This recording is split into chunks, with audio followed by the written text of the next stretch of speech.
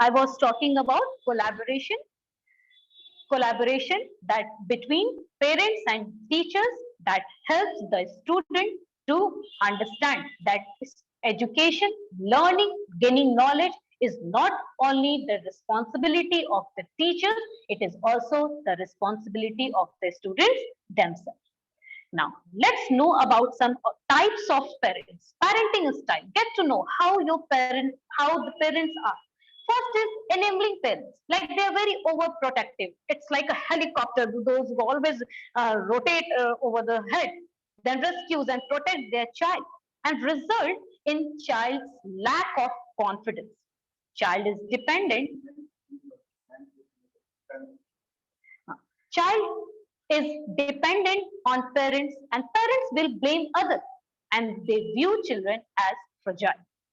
Then second is authoritative parents, very bossy, very demanding, explosive, right? Hostile. And those parents always tell their child that what to do, what not to do, because they cannot let their child to think themselves. This and there are lots of restrictions of privileges. Adults know that what they know is the best. They and there is no questions on their parenting. So these are some types of parents.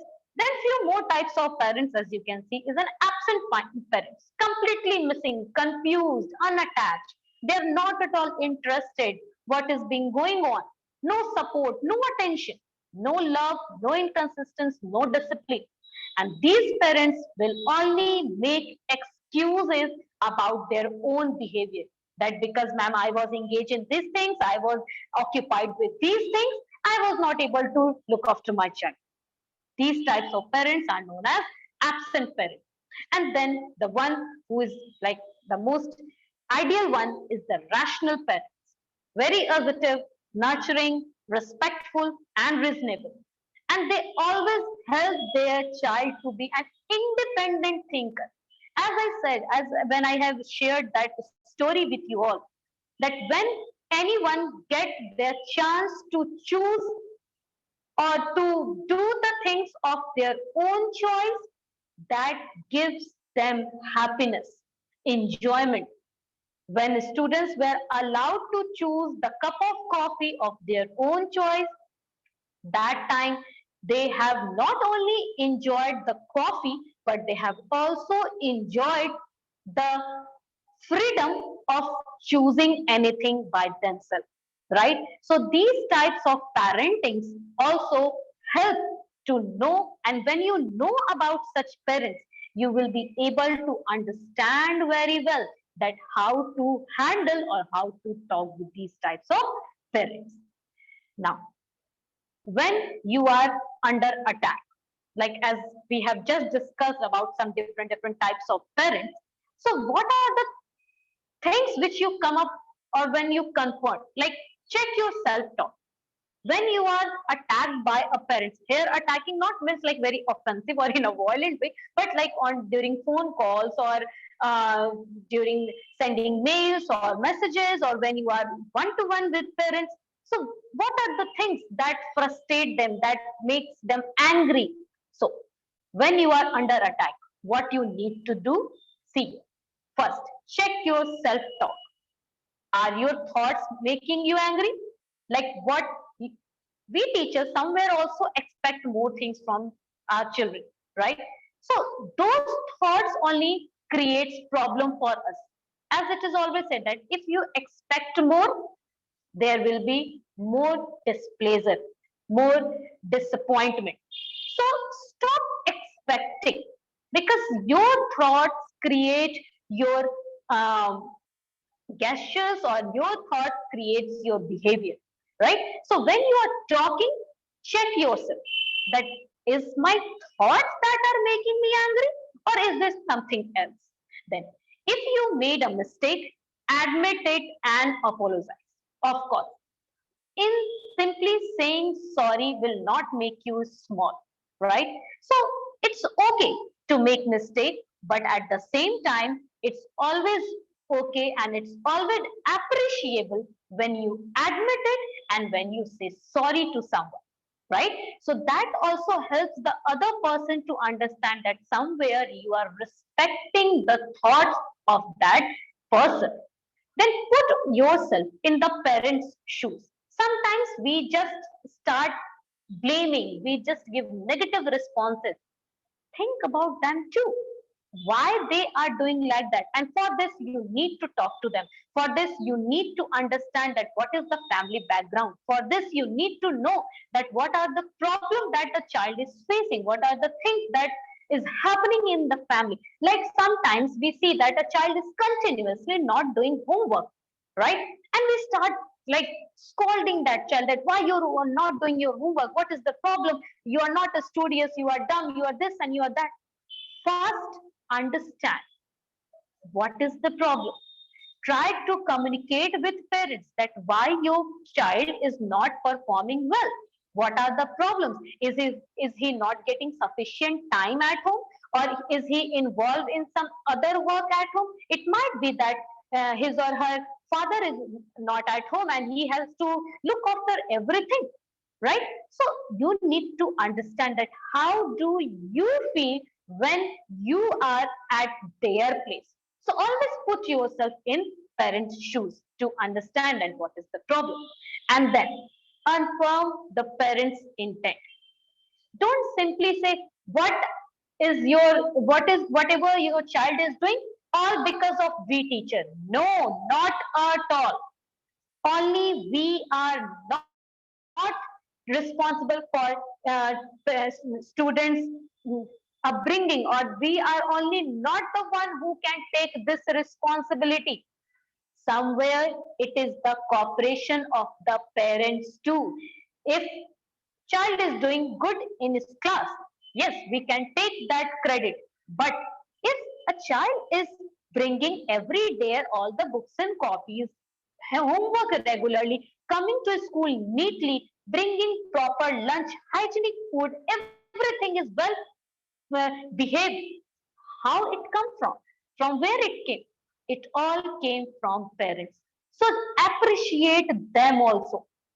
As I said, respecting is very important. So you are trying the best you can. Say these words. And it's okay to be open every time. You are trying to protect your child. Say this too, right? This encourage the parents. This will make them understand that, okay, I am also I am also giving the equal amount of share in my child's growth. Only teachers are not doing. Even I also is the major part who is playing the role in my child's life, right? So these things help you to get rid of these such types of problems. Now,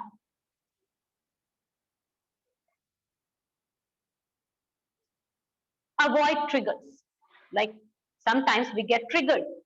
So, for example, like trouble, worried, angry, fed up, upset, annoyed, right? Sick of problems. Don't use these words. Have tried to avoid these types of words in your communication. Like if you say to parents that your child never do anything good. Now you just think about this line and just you assume that that parents is not anyone else. It is you only who is sitting in a front of a teacher and listening about your own child. As I said, put your leg in parent shoes and then realize if anyone else say the same line about your child, how you are going to feel about it, right? So avoid such communication, avoid such words that trigger not only your mindset, even your parents' minds too. All right. So such words like tired of, I have 27 other students to worry about. How can I take care of only your child? No. I think this is quite very offensive words, and these things should not be even comes in our mind when we are especially talking to parents or communicating with parents.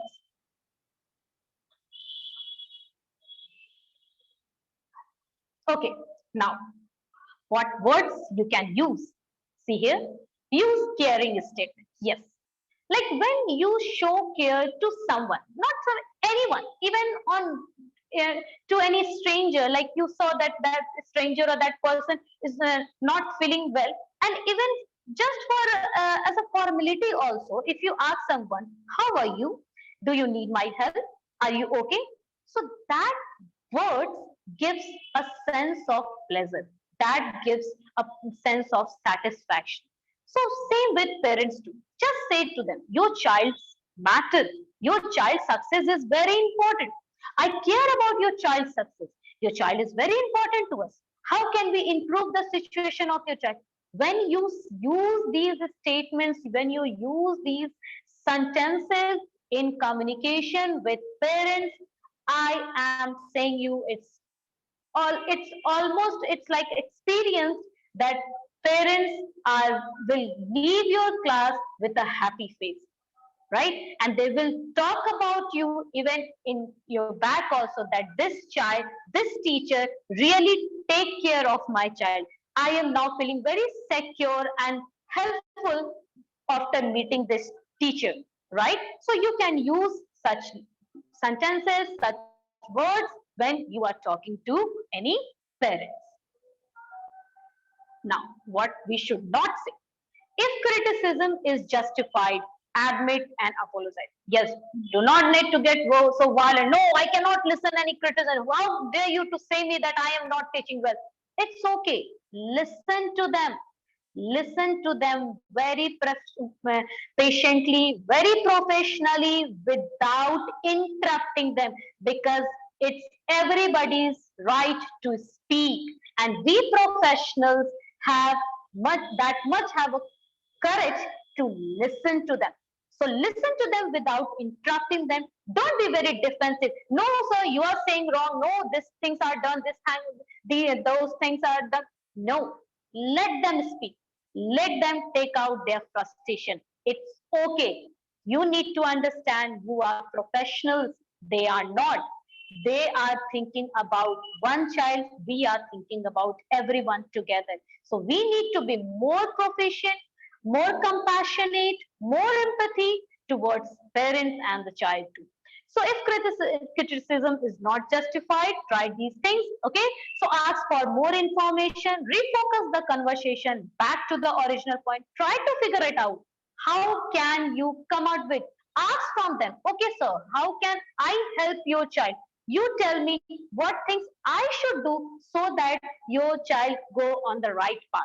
Take their opinion, take their suggestion, because you never know who can suggest you in more better way, right? So always be open, always be ready to listen and to even just get these criticism too. All right. Now, refocusing techniques. How can you talk to them? Like, I hear, I hear you are upset about his behavior. We need to talk about how we can work together to help him. Again, collaboration. If instead of saying this, we can work together. If I will say here, if I can only work to help your child. Now just compare these two statements. They are not going well, right? So try to ask suggestions and be open to accept that. Then I see you are frustrated because you feel nothing works. I know that if we work together, it can be different. Everywhere, work together, work together, work together. Why it is refocused here every time? Because collaboration, right? Pankaj sir has asked me, ma'am, what is the solution? We are talking about the problems. Yes, sir. This is the solution only. We need to work together with parents. Alone, we cannot do anything, right? So we need to work together. So we are meeting today because we both care about my progress and the child's progress. So you can use these things while doing talk or while communicating with parents to make them realize that parents are equally important to us like a child. We are not only taking the admission of a student in our school, somewhere we are connecting with a family. We are making a family, and in family, we take care of each and every member of the family. All right? Now, express disagreement by saying, don't simply say, no, I completely disagree. No, No, never give negative responses. Instead of that, we can say, I like to offer another idea, sir. Here is another thought of mine. Try to talk to them in such a way that it's not like I am completely disagree with you. I am agreeing, but you can listen to my thoughts too. All right.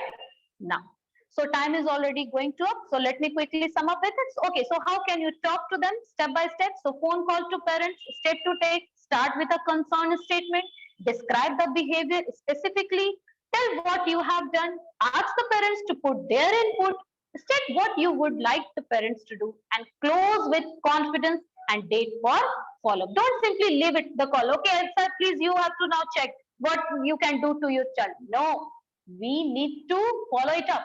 Date, sir, next week again I am going to call you and I will tell you that what your child is doing now, right? And how much that plans worked on it. Okay, so these are some ways which you can take when, especially when you are on phone call to parents. All right, so okay, so I quickly sum up with, okay, so what you take with you from this session: do not make promises which you cannot keep, apologize when you are wrong, tell the truth, don't be sugar coated all the time, be thorough and conscious. Attack the problem, but never be in, never the person. Attack the problems, not the person, and build people wherever you can. All right, teachers. So I hope this session is very, very helpful to you. So I would like to get your responses. How much you have liked this session, and was it relatable or not? Was it very the way I tried to interact with the things? Am I done with my job or not? So if any responses, it will be always welcome and appreciable. Otherwise, I will end the session. You can use the chat box, ma'am. Chat box is already on, so you can use that. Okay, just wait.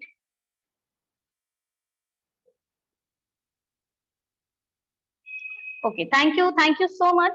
Thank you so much.